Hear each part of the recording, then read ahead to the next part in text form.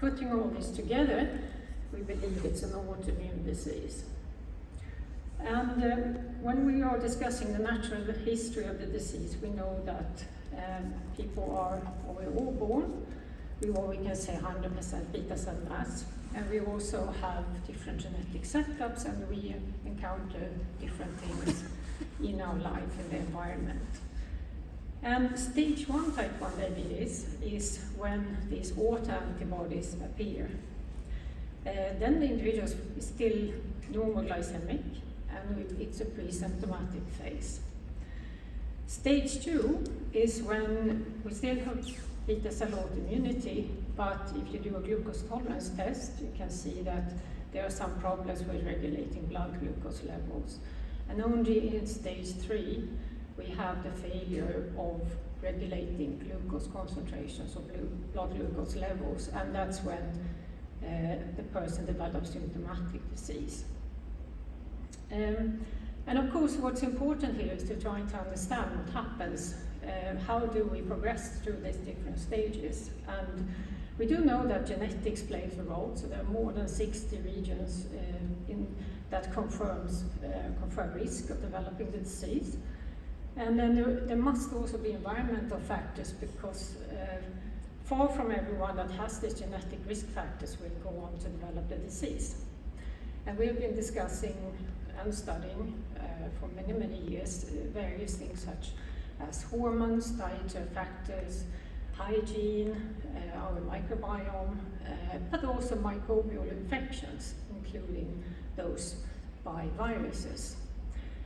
Here's again data from Germany, and if we look at the left figure here,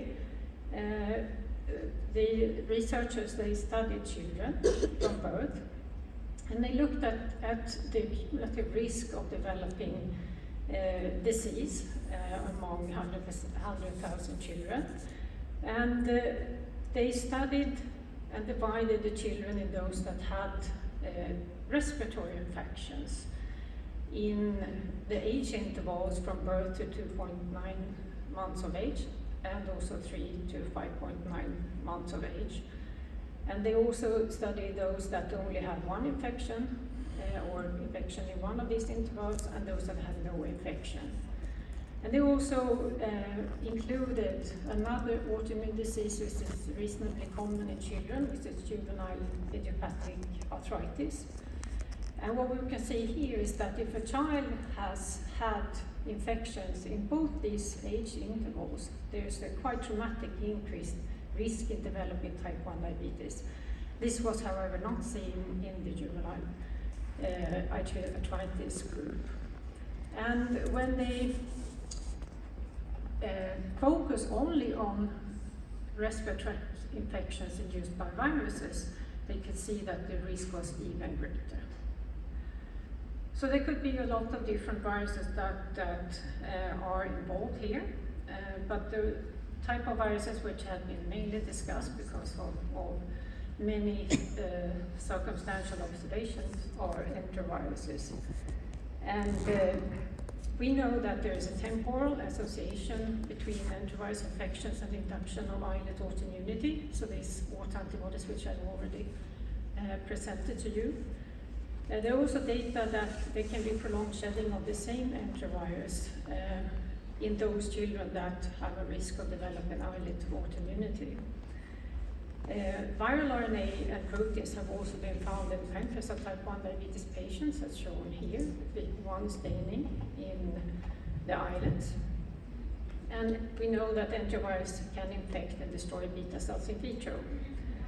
Animal models have also shown proof of concept, and the strongest association found is between Coxsackie-B viruses and diabetes.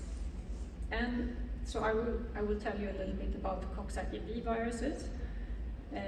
They are similar to other enteroviruses, common single-stranded positive viruses, and they are known to constitute 6 serotypes. And as I say, they are common, and we did just a small study in Sweden looking at young adults and the seroprevalence. And what we found was that on average every individual had encountered 2 to 3 of these infections.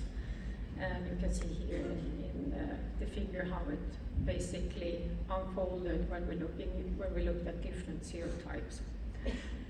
These viruses infect primarily through the gastrointestinal tract, and most infections are actually asymptomatic or associated with mild cold symptoms. They are a major cause of myocarditis and development of chronic dilated cardiomyopathy. And as I already discussed, there are some potential evidence implicating these viruses also in type 1 diabetes. And as of now, there are no commercially available vaccines against these viruses. So we think that they could be involved, we don't know how. They could basically act as triggers, so they could kind of be involved in pushing someone to enter into the stage 1 phase, but they could also be accelerators, basically pushing the process in someone that has already started to develop this autoimmunity. But I think that in the end of the day, when you sit back and think about this, I think that the question is not what they do, but actually if there is a causal relationship between these infections and the development of type 1 diabetes. And the only way that we have thought that could solve this or address this question is to use a vaccine. But as I already mentioned, vaccines are not available. But thinking of that, if they were available, we could answer this question by vaccinating young children and then monitor them up to basically adulthood or young teenagerhood to see whether they would have lower incidence of type 1 diabetes development. So quite a number of years ago, me and collaborators set out to develop and test new vaccines against Coxsackie B viruses. So the aim was to produce such and test them and ask the question if the vaccine is safe. Is it safe to use in an autoimmune host? Come back to that. Does the vaccine induce the production of virus neutralizing antibodies? And does the vaccine protect against infection? And finally also to perform proof of concept studies to investigate whether the vaccine can protect from virus-induced diabetes. And I think in this audience, everyone is aware there are now very many different platforms for vaccine production. When we started, the RNA vaccines were not available, and we gave this some thought, but we decided why try something new when you can go safe. So we looked at one of the most successful vaccines ever produced, namely the inactivated poliovirus vaccine. And since polio is very similar to Coxsackie B viruses, we decided, let's go with this. So we started with the vaccine production, and basically what you do is that you grow the individual viruses, you purify them, and then you inactivate them with formalin. And we produce monovalent vaccines and also put them together to form a hexavalent vaccine consisting of all the 6 serotypes. And then we began our preclinical testing. So first question was whether the vaccine can induce neutralizing antibodies. And for that, we used the mouse as a model, and we vaccinated the mice 3 times and collected serum samples over time and looked for neutralizing antibodies in the serum samples. And this is also a bit small, I think, perhaps, but what it shows is that all mice responded well to the vaccination by raising virus neutralizing antibodies to all 6 serotypes. And then we came back to this question, so, because if you think about it, if you have a virus which is suspected to cause an autoimmune disease, one worry is, of course, that the vaccine could do the same thing. And that would of course be completely unacceptable. To ask this question, at least on an experimental level, we decided to use an animal model which is called the non-obese diabetic mouse, or the NOD mouse. It's a mouse model which is commonly used in research related to type 1 diabetes, because the mice, they would develop spontaneously type 1 diabetes with age. And the disease is quite similar to that we see in humans. So we decided to vaccinate these NOD mice and see what would happen. And now we're not involving the virus at all, we're just looking at what does the vaccine do? Can the vaccine itself accelerate disease in this model? And the question was no. So here you see the diabetes incidence over time. We have indicated here the vaccinations which were made in these ages. And in the dotted line are the completely untreated mice, hatched line are buffer-treated mice, and the solid line represents the diabetes development in the vaccinated animals. And we could not see any statistically significant increase or alteration in the kinetics of the disease development, suggesting that the vaccine itself does not trigger autoimmunity. Then we also, of course, next important step was to examine whether the vaccine could protect against acute infection with Coxsackie virus. So again, we used the mouse, we vaccinated the mice, and then we challenged them with virus. And we analyzed samples harvested from the animals. So we took a blood sample on day 3 post-infection, at the time when we know that normally mice are viremic. And we could see that the buffer-treated mice were indeed viremic, but there was no viremia in the vaccinated animals. Then we also looked at the virus titers in the pancreas of these mice, because Coxsackie viruses have a very strong tropism for the exocrine pancreas. And we could see that virus was replicating quite vividly in the pancreas of buffer-treated animals, but we saw no virus replication in the vaccinated animals. We also did some histology here. So these are sections taken from buffer-treated animals and the mice which were vaccinated before being challenged with virus. And the brown staining here indicates that there is presence of virus protein in the pancreas. And in the vaccinated animals, we could not see any sign of virus infection. So the vaccine seemed to be very efficient in protecting from infection. Then we also wanted to go further a bit, because of course mouse is not human, and we wanted to see if the vaccine would be safe also if tested in a non-human primate model. So we decided to vaccinate rhesus macaques. We had 5 animals, and when discussing with our colleagues, they were a bit surprised that we could see such a good vaccine response even without adjuvant, because that's how we did it in the mice. And they suggested that we would have one arm where we added an alum adjuvant. So we divided the mice into 2 animals that got vaccine alone and 3 animals which got the vaccine plus alum. We did the vaccinations on time point 0 and 28 days. And we collected serum samples. We also looked at body weight, body temperature, if there would be any local redness in the injection site. We also did liver enzyme testing to look for toxic effects, and we checked the blood glucose levels, and none of these were changed. So the vaccine seemed to be very safe on these aspects, at least in the rhesus macaques.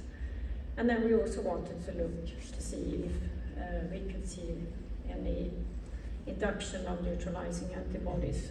And we found that all animals responded really well to the vaccine. We had neutralizing antibodies to all 6 serotypes.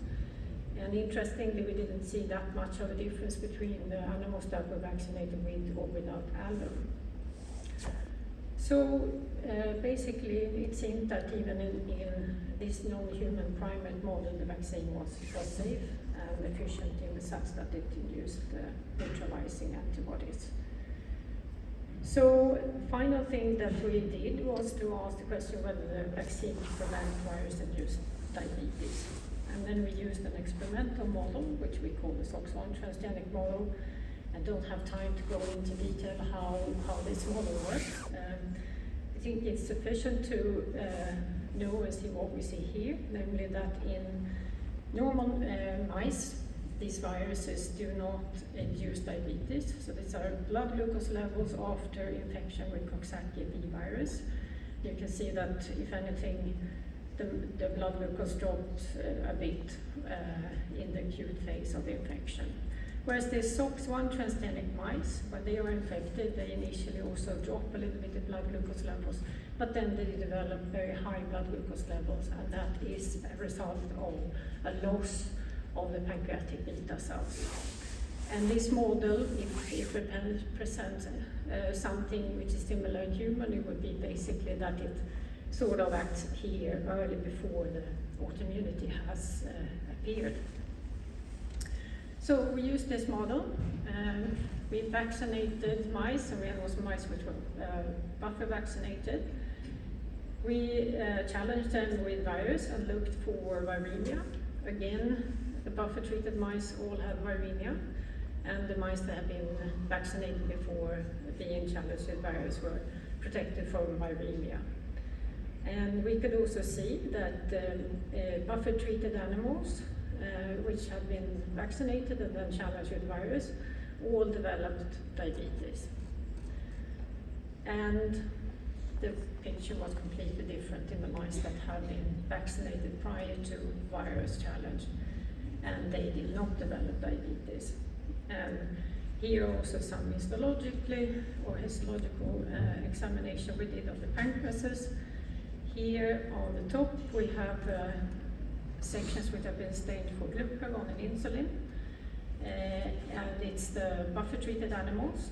And if you have seen a pancreas before, you will notice that this is severely damaged. And you can also see that the glucagon positive cells are still there, but there are no remaining insulin positive cells.